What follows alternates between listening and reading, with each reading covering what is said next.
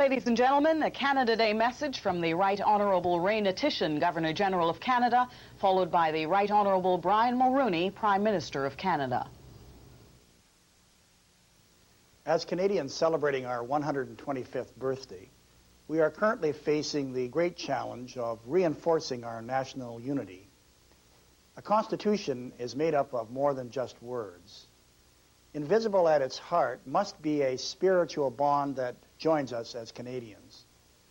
More than all the legalities, this is what will sustain us. There must be a spirit nourished by the majesty of our land, by our common heritage and shared values, by our similarities, and just as important as any of these, by our differences. We Canadians are a large family. What is important in any family is that everyone feels that they belong. Think about your own family, how differently people within it sometimes express their need to be themselves. And yet, if the family values staying together, each member must make compromises. In this way, harmony and the spirit of the family will be preserved. We Canadians are undergoing that process of accommodation right now. We are struggling to recognize one another's passion, one another's needs. We are going through this because most of us know how great our shared treasure really is, and how much of that treasure, beyond the majestic land, the rights and freedoms, the bountiful economic resources, is us, Canadians, all of us. We Canadians only have to look around. People around the world look at us with envy.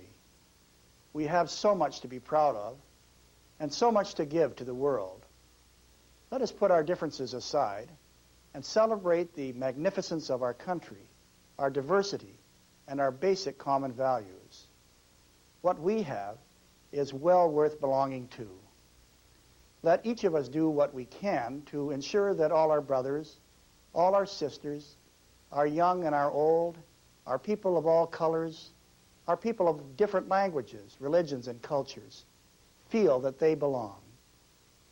We are joined in our celebrations today by our Queen, whose affection for Canada over the years has meant so much to us. In her company, we are celebrating the birthday of one of the finest countries in the world. This treasure belongs to all of us. To this treasure, all of us belong. Happy Canada Day. As Canadians gather to celebrate the 125th birthday of our great nation, there can be no better time to reflect upon the progress we have made and the successes we have achieved collectively since the Act of Confederation brought us together as a country. In this very office, Sir John A. Macdonald, our first Prime Minister, and Georges-Étienne Cartier, another father of Confederation, laid the foundation for the harmonious collaboration of French and English-speaking Canadians that has produced one of the most successful countries in the world. Together, they defined a unique constitutional arrangement where the basic characteristics of different groups were protected in an effort to promote the pursuit of the common good. For nearly half of our country's history, from these offices in the historic East Bloc, Canadian Prime Ministers pursued that ideal and worked to ensure that the unity and prosperity of our country were passed on from one generation of Canadians to another. I am here today in this office to invite all Canadians, First Canadians and New Canadians, young and old, Francophones and Anglophones from all backgrounds and religions and regions, to pause and reflect on the value of our citizenship. You know, 125 years isn't a long time in the history of a nation, and that's all the more reason to celebrate the tremendous achievements we've already made. From a vast and sparsely populated land fraught with the alien dangers of a sometimes unforgiving climate, Canada has become the country ranked #1 in the world by the United Nations in terms of human development. That's #1 out of all of the 160 UN member countries in terms of life expectancy, literacy, educational levels, and individual wealth.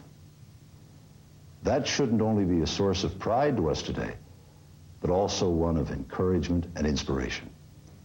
Because, you know, what we've accomplished together, all that our Canadian citizenship bestows upon us, is the best indication of what we can still achieve, what we can still leave for our children and grandchildren if we maintain our unity. Our country was born of compromise and tolerance and respect for the differences that make Canada the unique and vibrant nation that it is. From the English and French and Aboriginal communities of the earliest days, we have been further enriched by the cultures of people from all horizons and from all corners of the world. This is a time to celebrate that spirit of compromise and determination which brought our nation together 125 years ago, that allows us to shape a common future together and gave us a citizenship envied by millions around the world.